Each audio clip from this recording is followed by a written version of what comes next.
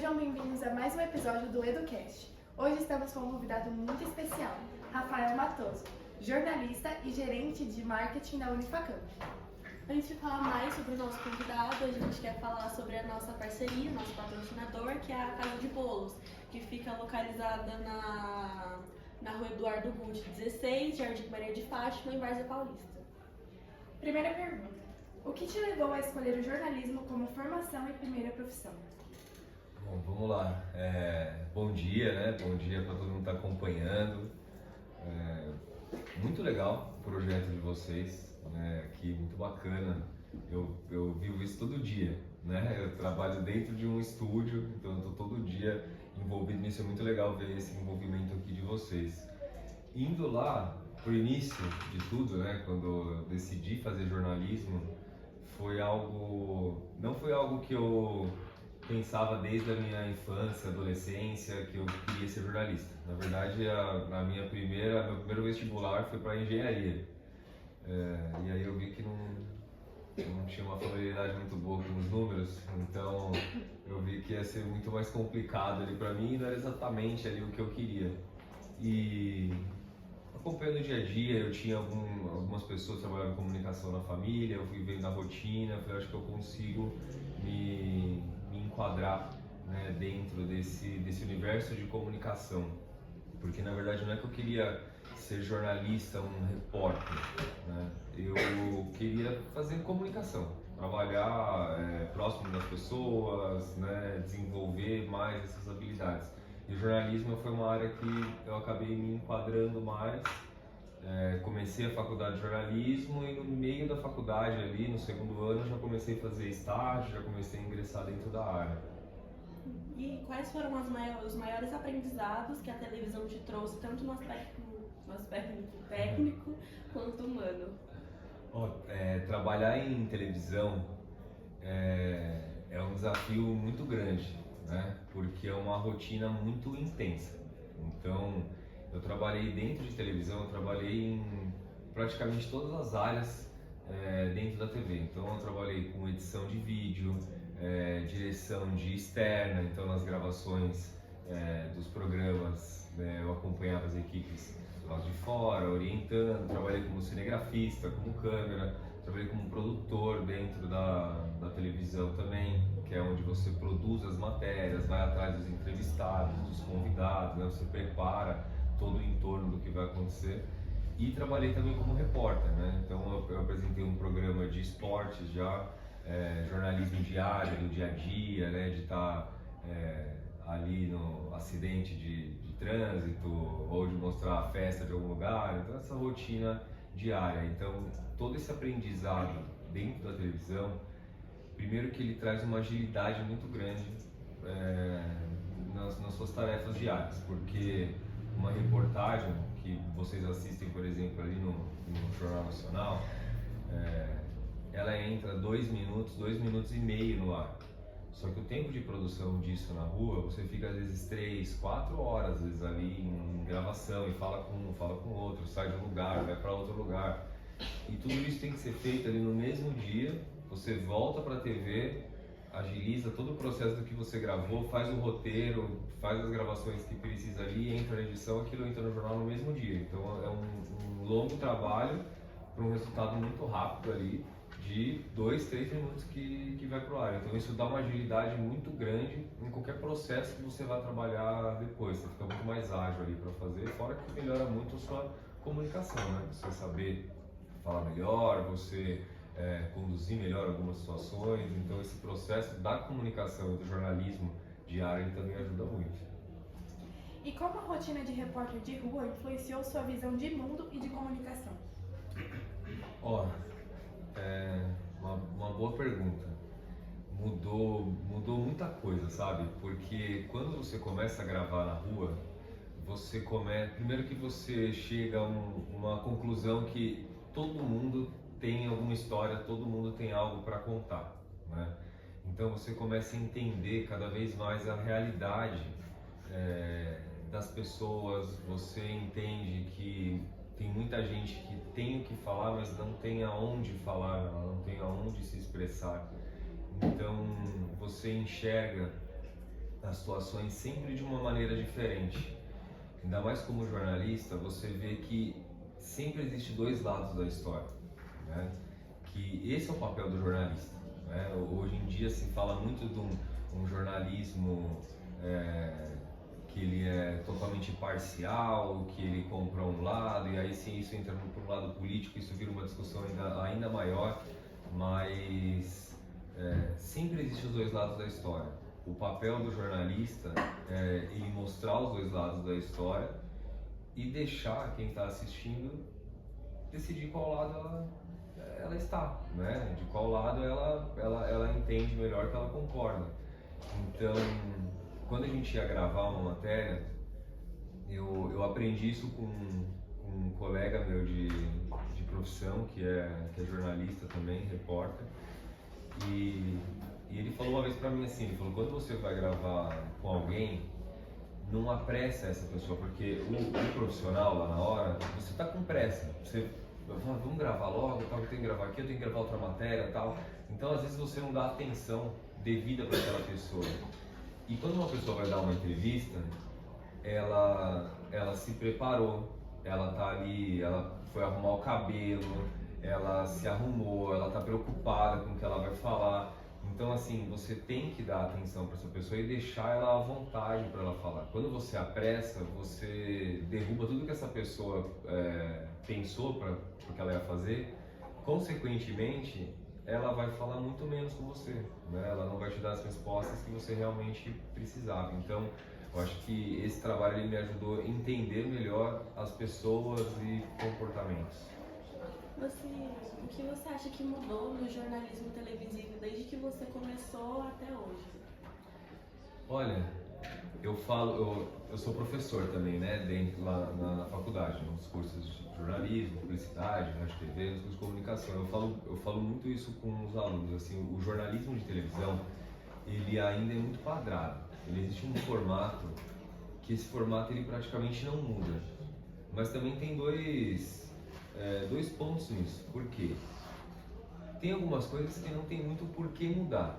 Porque o jornalismo que a gente está acostumado a ver na televisão, ele é um jornalismo prático e didático. Que é o quê? Né? O que constitui uma matéria de jornalismo? Você tem as entrevistas, que são chamadas de sonoras, porque eu gravo uma entrevista com vocês. Quando eu pego só um pedacinho dessa entrevista e eu uso para colocar no ar, chama de sonora. Então eu só tirei um trecho dessa entrevista. Off, que é aquela locução que o repórter faz durante a matéria. Passagem, que é o momento que o repórter aparece com o microfone na frente da câmera, né? E animações, artes, então, ela é constituída por isso.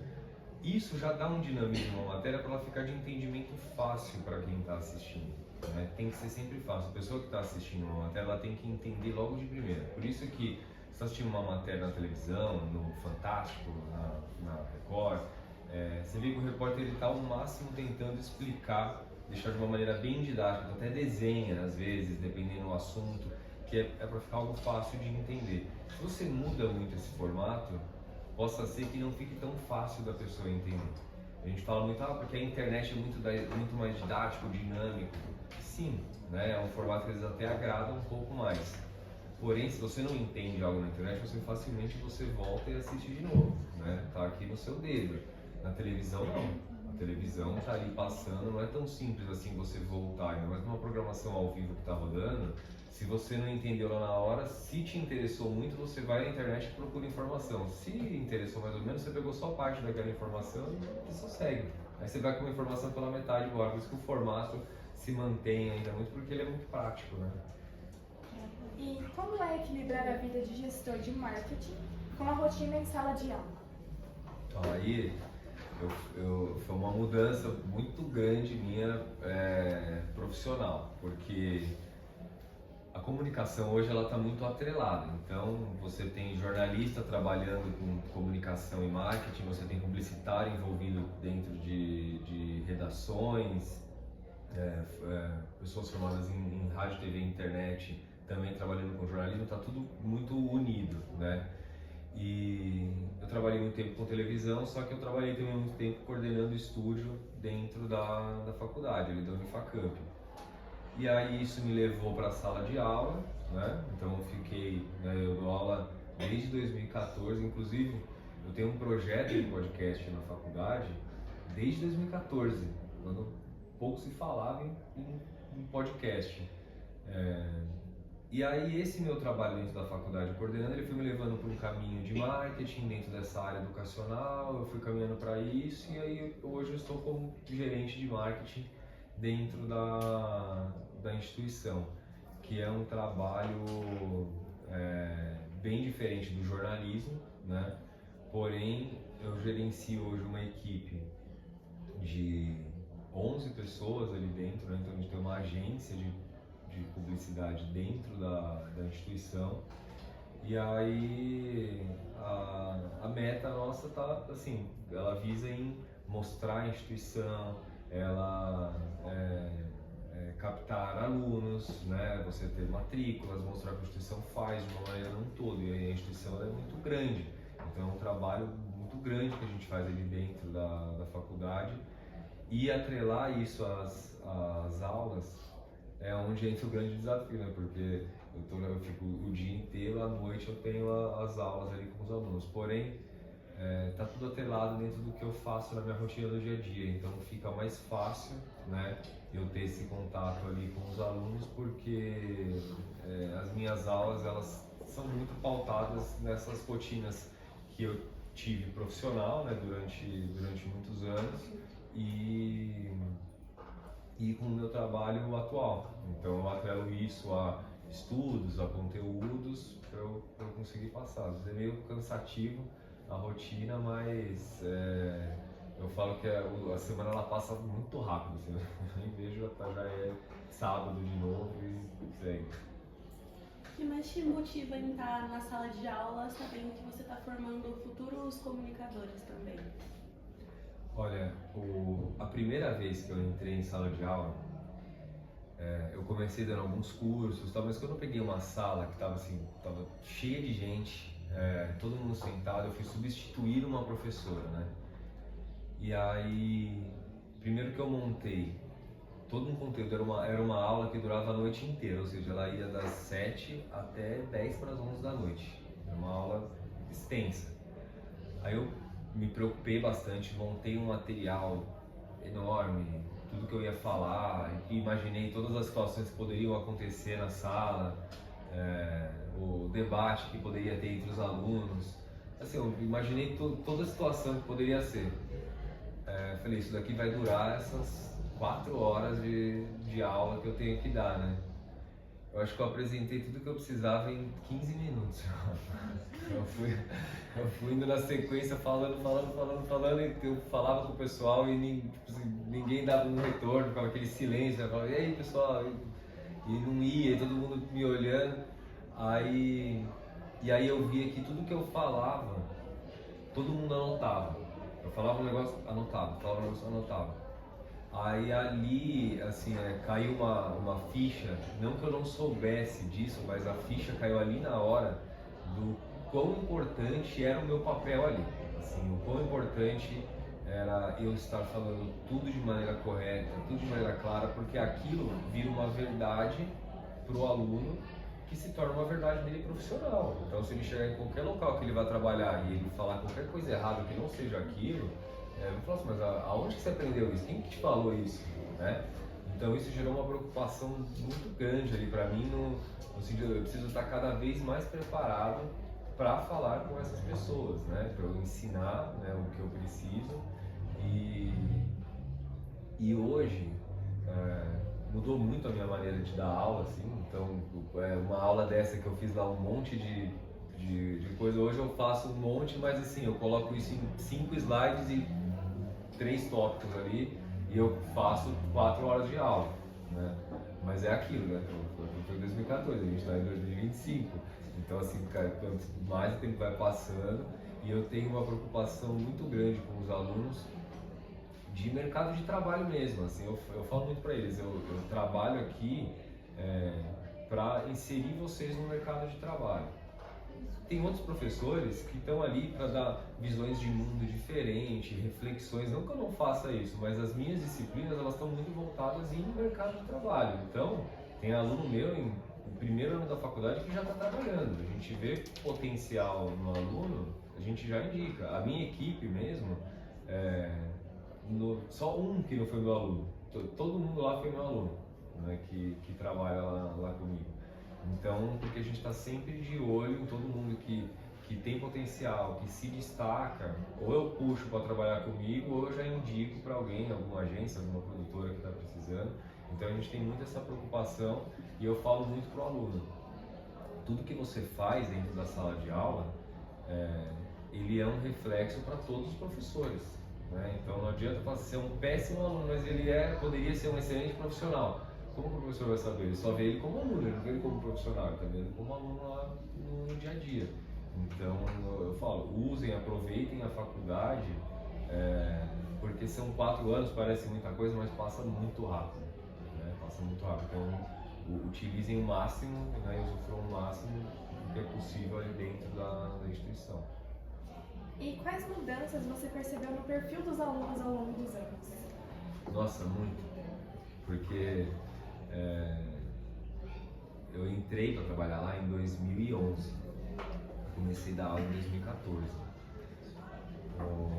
Hoje eu passei por várias fases tecnológicas dentro da educação, né? E você vai pegando algumas fases que você vai ficando com alguns receios, principalmente assim o uso do celular dentro da sala de aula. Era algo que você quase não tinha, né, alguns anos atrás, porque até por conta de acesso à internet era mais difícil. Eu peguei uma fase ali inicial que eu tinha alunos que eles eram extremamente interessados, então eles estavam extremamente focados ali, e caderno, e anotavam tudo e tal. Aí depois você passando um tempo, você via que a galera não tinha mais caderno. Eu falava, cadê o caderno dessa galera? Não sei, ninguém tinha mais caderno. Aí eles tiravam foto de tudo. Então você estava dando aula, tipo, tira foto. Você que tira foto. Eu falava, não precisa tirar foto, porque primeiro que eu vou sair tudo torto nessas fotos aqui que vocês estão tirando, e outra que eu passo, né, o material para vocês, né? Mas então assim, era uma outra geração. E aí depois veio uma geração que também já não anotava nada, mas tava ali com o celular, mas de confrontar. Então assim, como ele começou a ter o acesso fácil à internet, você tem respostas fáceis ali, então você está falando de uma coisa, mas olha, eu vi aqui na internet que não sei o quê. Então assim, na mesma hora ele queria confrontar alguma coisa pra ver, olha, eu tô certo, né? Eu falei, não, beleza, tá. Você achou aí não tá errado, mas isso é uma outra visão do que eu estou falando, né? Então os alunos queriam muito confrontar, porque é aquilo, né? Como você tem uma resposta rápida, você consegue facilmente, deixa eu ver o que ele está falando. Aí, hoje isso acabou muito, hoje é um outro perfil, mas eu tenho um perfil hoje de aluno muito disperso, muito fácil, assim, disperso muito fácil, porque você tá você tem relógio que te mostra um monte de coisa, você tem o celular aqui na sua frente, o cara tá com tablet, aí tem não sei o que. A própria sala hoje de aula é muito mais interativa, você tem televisões, tem projetores, você tem muita coisa ali, o aluno dispersa muito fácil. Então você tem que estar a todo momento dando ali aquele sinal de alerta, chamando todo mundo para prestar atenção. Então você, assim, são vários perfis, é igual durante a pandemia, né? Vocês também pegaram uma época de pandemia, que para mim isso foi a fase mais horrível como professor, porque eu tava falando para ninguém, assim, ó, literalmente, ninguém tava com a câmera ligada, eu falava, eu ficava, aí pessoal, tem alguém aí aparecendo? Não, tamo aqui. Eu falava, tá, beleza. Aí seguia, pessoal, isso aqui era uma tortura, né, pra mim, mas que eu já falo pra caramba, eu, né, tô ali no dia a dia com todo mundo. Então assim, foram muitas fases, mas eu acho que hoje o grande desafio tá nessa questão de atenção mesmo ali, por conta do que dispersa muito fácil. conselho você dá para os alunos aproveitarem mais a vida universitária, na faculdade? Não tenham preguiça.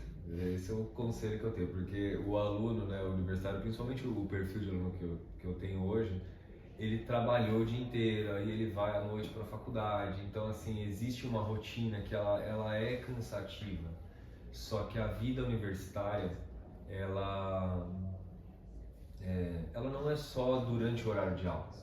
O aluno ele tem que saber viver ali a universidade, saber que nos finais de semana tem coisas interessantes que ele consegue tanto desenvolver com os projetos da faculdade, que ele consegue agregar outras atividades dele no fim de semana, como que ele estuda, que existem momentos que são separados dentro da grade diária dos alunos, que são momentos para ele desenvolver projetos, para ele criar. E você tem muito aluno que pega, eu vou embora, eu não vou esse dia porque tem um projeto, sendo que ele tem, a gente está falando de comunicação, lá a gente tem um estúdio completo, um estúdio de rádio, um estúdio de TV, né? A gente tem uma sala multimídia, aquilo está disponível para o aluno, né? Então eu falo para eles, cara, você vai fazer um trabalho numa produção comercial, olha o tanto de equipamento que você tem aqui para fazer, ou seja, você consegue ter um portfólio excelente, porque depois que você se forma, você não é mais aluno da faculdade, ou seja, você não tem mais esse estúdio disponível, técnico, tudo para você utilizar. É caro depois, você vai fazer isso, você vai ter que alugar, né? Você vê, olha o quão trabalhoso é montar, parece que é simples colocar essa mesa aqui e falar com o senhor, mas é trabalhoso fazer isso, não é simples. Então quando você tem todo esse equipamento, você tem que utilizar. Para mim é inadmissível quando um aluno chega no último ano da faculdade, né, nos últimos semestres, aí você fala quantos trabalhos você tem de portfólio, né? Quantos trabalhos você tem que você desenvolveu aqui durante os 4 anos que você fala, isso daqui eu apresento numa entrevista de emprego. Tem aluno que não tem nenhum. Eu falo, cara, você tem 4 anos aqui, como você não tem nenhum? Você não tem nenhum trabalho para mostrar, um trabalho bom para você mostrar, entendeu? Aí lá no final, quando cai a ficha, aí já passou, né? Aí passou o time. Eu esqueci de falar uma coisa na pergunta anterior, eu falei dessa atual perfil de aluno. Hoje, além do desafio de prestar atenção, são as inteligências artificiais, né? Que eu sou muito a favor do uso, né? Mas eu também conscientizo, porque eu falo, o aluno que está na faculdade, né? Ele já passou por várias etapas, né? O colégio, ele passou muita etapa. Ali, ele tem muito mais que refletir o quão é válido ele utilizar e a maneira que ele utiliza, né? Tem disciplina minha, por exemplo, que eu falei, faz toda essa parte, eu quero que vocês façam literalmente no ChatGPT. Entra lá e faz por lá, né? Porque depois a gente vai fazer um comparativo do que ele passou para vocês e do que a gente constrói aqui durante a aula. E no final dessa disciplina a gente vai comparar o que ele te deu e o que a gente construiu, né? E aí foi bem interessante, porque ele não construiu nada errado, ele construiu algo muito bom no chat, né? Não tem como a gente falar, ele vai fazer, não, ele faz algo muito bom. Só que a construção que a gente fez ali, pegando os conteúdos, montando, ficou ainda melhor. Então assim, eu falei, agora vocês veem a maneira que vocês querem utilizar, porque vocês podem pegar esse que o chat fez e acrescentar com o que vocês construíram aqui, ou descartar e fazer só esse aqui. Então assim, a ferramenta ela é boa, ela dá um direcionamento, mas quando a gente estuda melhor, entende melhor o que a gente vai falar, a nossa construção com certeza vai ser melhor do que a que o chat preparou, né? Mas o desafio também é esse com as IAs. E na sua opinião, qual o futuro do podcast no Brasil? O podcast ele virou uma realidade, ele virou uma mídia já, né? Ele começou muito puxando para um lado muito mais de entretenimento, né?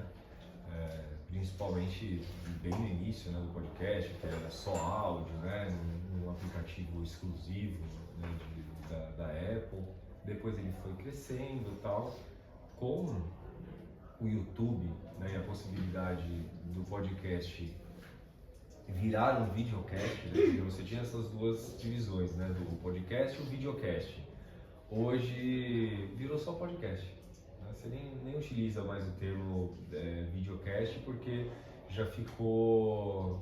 O podcast virou dois formatos. Você tem ele em vídeo, você tem ele em áudio, você tem o que é vídeo, depois você faz ele virar áudio, que você coloca no Spotify, no Deezer, onde você quer divulgar. Então, ele virou uma mídia. Então, assim como você tem a televisão, você tem as redes sociais, você tem o rádio, né, portais, o podcast ele também virou. Então, você tem hoje diversas possibilidades de fazer o seu podcast. O YouTube ele é o mais forte de todos ali para você transmitir, porém a maneira de chegar isso para a pessoa, você abriu um leque enorme, porque você tem várias plataformas de áudio que você pode disponibilizar, você tem o WhatsApp, então assim, a maneira de você enviar esse conteúdo, ela ficou muito prática. E o podcast, o que ele é legal?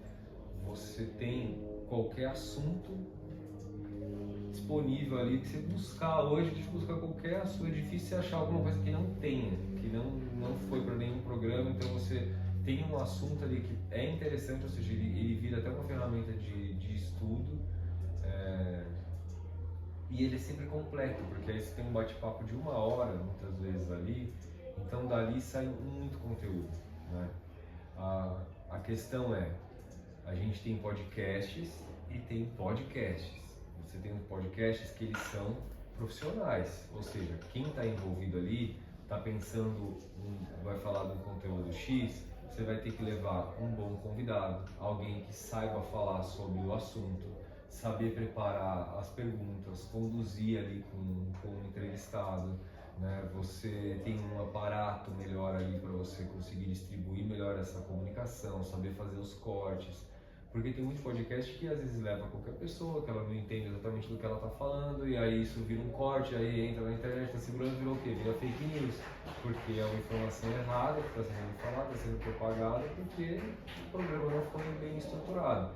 Então, assim como tem mídias que a gente tem que prestar atenção no que a gente está lendo, no que a gente está assistindo, a mesma coisa para o podcast. A gente também tem que prestar atenção que tipo de conteúdo está sendo colocado ali, para ver se aquilo realmente é uma entrevista, é alguém ali que está realmente passando uma informação, ou é um papo de bar, que está jogando conversa fora. A gente quer saber também que conselho você daria para alguém que quer começar um podcast do zero, ou até mesmo pra gente aqui, pra gente saber o que melhorar. Assim, para quem quer começar um podcast, você não precisa hoje de muita coisa. A gente, com o próprio celular, né? Assim, vocês estão fazendo com o celular, mas vocês até montaram uma estrutura, né, legal aqui para fazer. Mas tem gente que tem, às vezes, menos condição ainda. Ela quer fazer um conteúdo. Então, uma gravação com o celular, seja com podcast ou videocast, o meio de gravar, hoje a grande maioria tem, porque você consegue fazer isso com o celular. A questão está no conteúdo. Eu acho que esse é o ponto principal. É você saber estruturar o conteúdo, pensar o que é relevante. Então, para que público eu quero falar? Para quem que eu quero conversar? A gente começa por aí. Eu tenho que entender saber o público-alvo, né? Para quem ele está direcionado. A gente fala assim, meu público-alvo é todo mundo.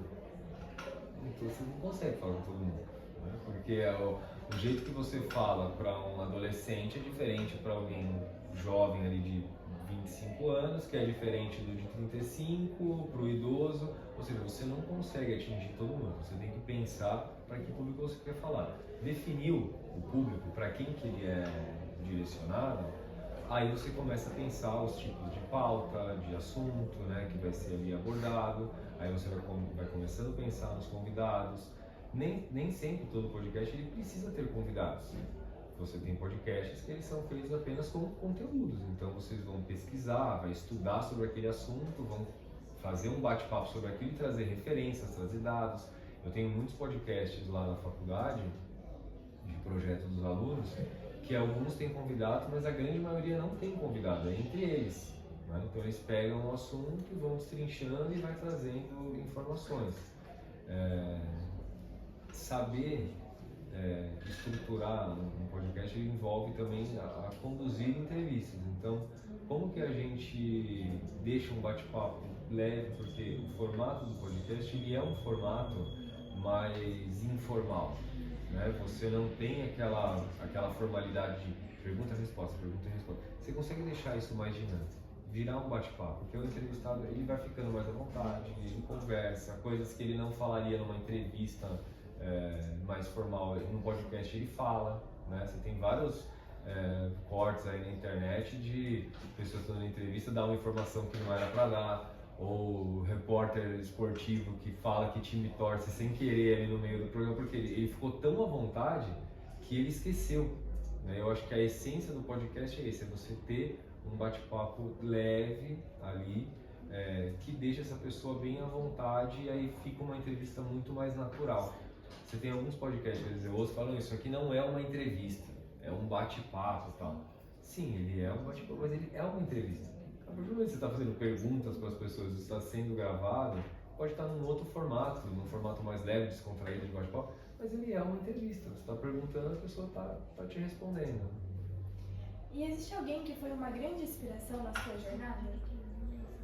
Ó, teve muitas pessoas assim, né, dentro da minha área profissional, né, mas eu trabalhei com muitos professores muito bons, né, eu vivi algo assim dentro da faculdade que eu nem imaginava, que eu estudei, né, na Unifacamp, me formei lá, e muitos professores depois se tornaram colegas meus de trabalho, né? Que hoje a gente trabalha junto, né?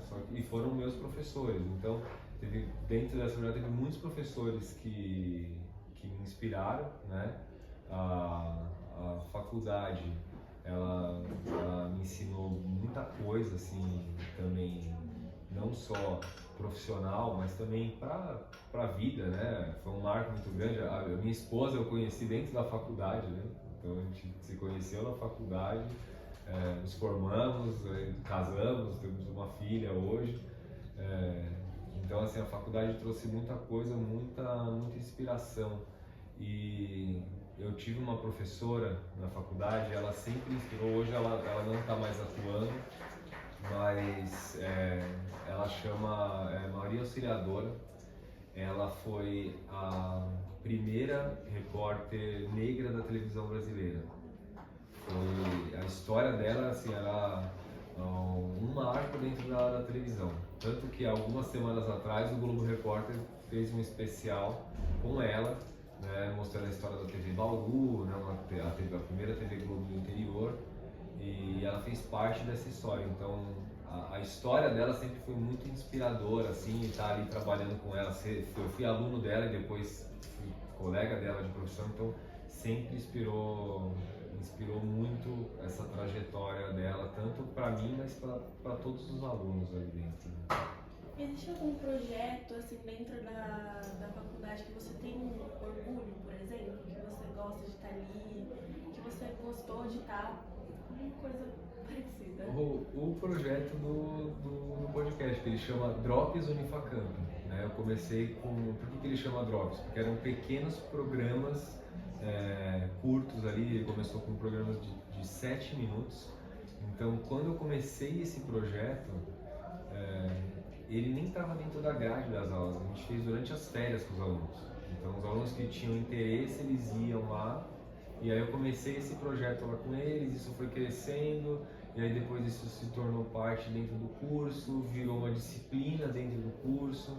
Então assim, ele é um projeto que mesmo hoje eu não tenho tanto tempo às vezes para eu dar aula todos os dias, né? Mas o do podcast é uma disciplina que essa eu não abandono, essa eu mantenho todo semestre, mantenho o projeto ali ativo, porque primeiro que os alunos gostam muito, né? É um espaço que eles têm liberdade para fazer. Eu não faço um projeto com eles visando, eu quero que vocês façam isso aqui, vocês vão falar desse tema. Não, eu falo, criem um formato e dentro desse formato que vocês criaram, eu vou ver o que é viável, o que é possível fazer, mas eu vou conduzindo isso com vocês, mas o formato ele é de vocês. Então assim, tem muitos projetos que esse foi muito legal, que ganhou até prêmios fora da faculdade, que chamava Joga que eu discuto. Então os alunos eles queriam fazer um programa que eles conversavam e jogavam videogame durante a conversa. E quando eles falaram, eu falei, pô, mas como que a gente vai fazer isso? Fizemos alguns testes, aí ligamos videogame, televisão e cabo e câmera e tal. E deu super certo. Ele virou um formato muito leve, o convidado ia, eles tinham os assuntos, só que estavam ali, enquanto isso, jogando videogame, batendo papo. Eles se inscreveram em festivais fora, ganharam prêmios, eles se inscreveram em leis de incentivo aqui em Várzea Paulista, eles ganharam também. Então eles já se formaram e eles têm o projeto até hoje. Eu acho que assim, o Drops, né, esse projeto do podcast, eu sempre falo para o aluno, é muito comum todo mundo que começa no projeto entra no estúdio, a primeira vez fala, é que eu não gosto da minha voz, eu não gosto do microfone, porque eu tenho vergonha. Todo sempre começa desse jeito. Aí passa um semestre, quando vai no outro semestre, essa mesma pessoa já está lá falando, está desenvolvendo. Porque o podcast, ele não desenvolve só para fazer podcast. Quanto mais você está ali gravando nessa rotina, ele te ajuda, ele melhora a sua comunicação de uma maneira geral. Para você apresentar um trabalho na frente da sala de aula, para você se comunicar com as pessoas, para você fazer outros tipos de gravação, porque ele é leve. Então isso vai te acostumando a conversar, a conduzir. E aí você vai tendo uma crescente nisso, cada vez mais fica algo natural para se fazer, né? Então esse projeto ele cresceu. Hoje nós temos o projeto que é o podcast Unifacamp, que é o podcast oficial da instituição. Então além das aulas nós temos um podcast oficial da instituição, né? Que a apresentadora, a Daniele Barbosa, que é minha esposa, né? Então, que também é jornalista, trabalhou também muito tempo como repórter. Inclusive ela veio conversar com vocês aqui no começo do projeto. Ela não veio como entrevistada, não sei se foi com a turma de vocês, mas antes de começar o podcast, o professor Nestor convidou, ela veio conversar com a turma. Não sei se foi exatamente com vocês, né, na sala de vocês, mas ela que apresenta esse podcast. E aí esse podcast da instituição, ali a gente conversa com vários especialistas, professores, médicos, né? Então, ver que um projeto que começou dentro da sala de aula cresceu, né, de uma maneira, né, ampla dentro da instituição, a ponto de a gente ter hoje um podcast também oficial da instituição, de uma maneira muito mais profissional, é o que me deixa mais orgulhoso de ver algo que realmente nasceu ali num projeto ali comigo, de uma ideia, e isso foi desenvolvendo e chegou no ponto que ele está hoje, assim, e ver o apreço que os alunos têm pelo projeto. Todo mundo que inicia, eu tenho poucos alunos que tipo, não gosto, não vou fazer. E eu também falo, beleza, e é obrigado, né, a gostar. Tem coisa que você vai gostar de uma outra área e tal, não tem problema, mas alguns tem que fazer, né? Tá lá, dentro da grade. E que mensagem você deixaria para os nossos estudantes e a quem os assiste? A mensagem que eu deixo é que nunca parem de estudar, né? A gente tem as nossas rotinas, tem disciplinas que agradam mais, outras que não agradam tanto. Vocês vão passar por essa fase, né, da escola, ainda tem alguns anos. Vocês têm qual ano aqui? Nono ano. Vocês têm mais 3 anos, né, ainda para concluir. Eu sei que tem muita gente que tem pressa de acabar a escola, né? Não vejo a hora que acaba. Mas vocês devem conhecer muita gente que fala, nossa, como eu queria voltar na minha época da escola. Então, são tempos que eles têm que ser aproveitados, né? Então, quanto mais vocês estudarem, né, se prepararem, eu nem digo isso de uma maneira, tipo, bitolada, estudando, eu nem tinha esse perfil também, né? Eu sempre estudei o quanto eu precisava dentro das minhas rotinas, né, dentro do meu dia a dia, preparando para Enem, né, o vestibular, mas principalmente depois, terminei a escola, vou ingressar numa faculdade, manter uma rotina de estudo, porque o mercado de trabalho ele vai ficando cada vez mais inflado. Então você tem que estar cada vez mais se destacando para você conseguir esse espaço. E dentro da faculdade é um lugar que vocês realmente se encontram, né? Tem muita gente que inicia uma faculdade e ela trancou, ela mudou de curso. Nossa, mas por que mudou de curso? É normal, às vezes você não sabia exatamente o que você queria fazer, mas não pode desistir. Tipo, não gostei muito, então não vou mais fazer faculdade. Não, então encontra o que você precisa e sempre continuar estudando. Eu me formei em 2010 na faculdade. Até hoje eu ainda estou estudando. Você tem que estar sempre ali buscando esse conhecimento, entendendo porque as gerações elas vão mudando, o mercado de trabalho ele vai mudando. A gente tem que estar focado em estudar, mas ao mesmo tempo saber também aproveitar a vida dentro, né, com a família, com os amigos, criar laços de amizade. Ele é importante dentro da escola. Tem as minhas amizades são desde a época de escola, assim, de 8, 9 anos de idade eu tenho até hoje. Então, assim, você criar esses laços dentro da escola, você ter boas amizades, eles ajudam muito no caminho depois que você escolhe para você estudar, seu caminho profissional, né? E ser correto também em todas as ações. Eu falo assim, o crescimento profissional que a gente tem na vida, ele tem que estar pautado em honestidade, né? A gente tem que procurar sempre ser honesto com todo mundo.